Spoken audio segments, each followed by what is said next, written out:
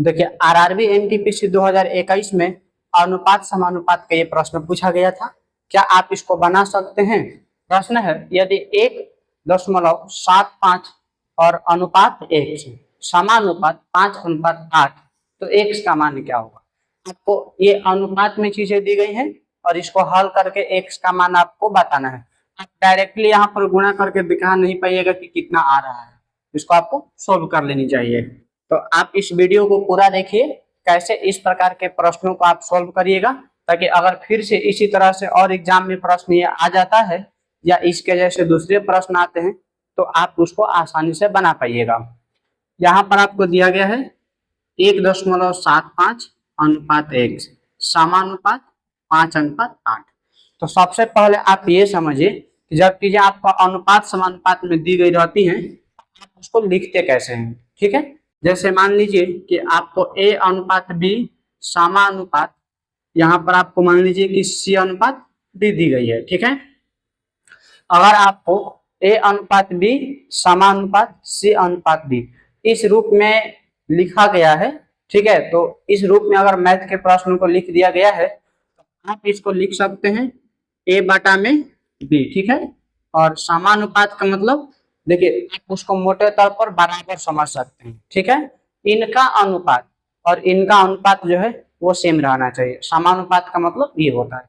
आप a बटा में b लिख सकते हैं इसको और बराबर c बटा में d लिख सकते हैं। तो अगर आप इस चीज को समझ जाते हैं तब आपके लिए इस तरह के प्रश्न बनाने में कोई दिक्कत नहीं होगी। अब आप यहाँ पर जो आपका मूल प्रश्न था इसको बना सकते हैं। इसी तरह से हम लोग इसको लिखेंगे, इसको आप लिख लीजिएगा 1.75 और नीचे x बराबर 5/8।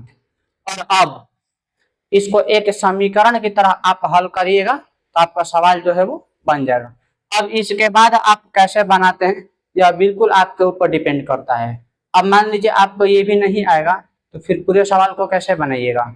यहाँ पर ध्यान से समझिए, जब ऐसा आ जाता है तो क्रॉस मल्टीप्लाई करना चाहिए, यानी कि x का गुणा 5 के साथ करेंगे और 1.75 का गुणा 8 के साथ करेंगे तो 1.75 मल्टीप्लाई 8 इसका हम लोग गुणा कर लेंगे बराबर x का गुणा 5 के साथ करेंगे।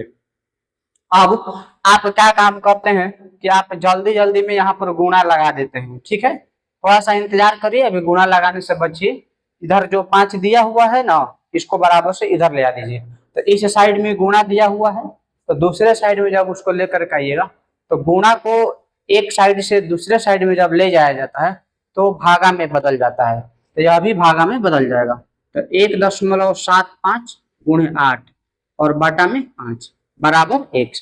अब देखिए आपको यहाँ पर डायरेक्ट ये इसके लास्ट में 5 दिया हुआ है और नीचे भी 5 आ गया है, आप इसको डायरेक्टली 5 से कैंसिल कर सकते हैं। ठीक है, कैसे इसको 5 से आप डायरेक्टली कैंसिल करिएगा। ये तो है दशमलव में दिया हुआ, तो दशमलव का भागा अगर आपको नहीं आता है तो सबसे पहले आप दशमलव का भागा सीखिए, क्योंकि बार बार आपको ऐसे प्रश्नों से सामना होता ही रहेगा। तो बेहतर है कि बार बार आप परेशान हुई, एक ही बार सीख जाइए दशमलव का भाग। यहाँ पर हम लोग इसको कैंसिल करेंगे तो ये 5 से कटेगा 3 बार में, लेकिन ध्यान रखिए कि सीधे दशमलव के बाद वाले चीजों को कटाए हैं हम लोग, तो यहाँ पर आपको एक दशमलव लगाना अनिवार्य है, यानी कि 0.3 और फिर 5। तो ये 5 से सीधे सीधे कट जाएगा 0.35 में। अब आप 0.35 गुणे 8 कर लीजिए, x का मान निकल जाएगा। जब आप इसमें गुणा लगाइएगा 0.35 में आपको किससे गुणा लगाना है, 8 से गुणा लगाना है। तो 35 का गुणा जब आप 8 के साथ लगाते हैं तो ये आपका हो जाएगा 280 बराबर x। लेकिन अभी इसमें दशमलव भी है ना, तो दशमलव देखिए 2 अंकों के बाद है, तो आप यहाँ पर 2 अंकों के बाद दशमलव लगा लीजिए। इधर से गिन कर लगाया जाता है, इधर से गिन करके 2 अंकों के बाद आप दशमलव लगा लीजिए। तो दशमलव का गुणा, भाग, जोड़, घटाव ये सीखना आपके लिए बहुत जरूरी है, इसलिए सबसे पहले आप इन चीजों को भी सीखने पर फोकस करिएगा। फिलहाल हम लोग, अब आपको पता है कि इसमें किसी भी ऑप्शन में लास्ट में 0 दिया नहीं है और दशमलव के बाद 0 रहे और उस 0 के बाद कोई अंक नहीं रहे।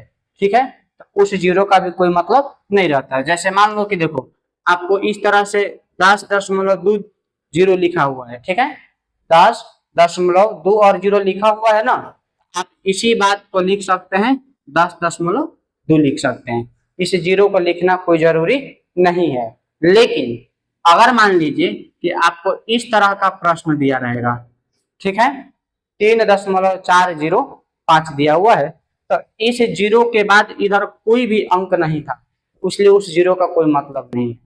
लेकिन यहाँ पर 0 के बाद 5 है ना, तो इस 0 का महत्व है और इसको वैसे ही लिखना पड़ेगा जिस रूप में ये, ठीक है। तो यहाँ पर इस 0 के बाद कोई अंक है ही नहीं, तो आप उसको हटा सकते हैं, यानी आप लिख सकते हैं 2.8 बराबर x। आप देख लीजिए कि आपका कौन सा ऑप्शन है, ऑप्शन नंबर सी है, ठीक है। तो आप ऐसे प्रश्नों को सीख गए हैं, जरूर इन प्रश्नों को बनाइएगा ताकि आपका जो भी इस तरह का डाउट रहता है वो धीरे धीरे क्लियर होता रहेगा, ठीक है।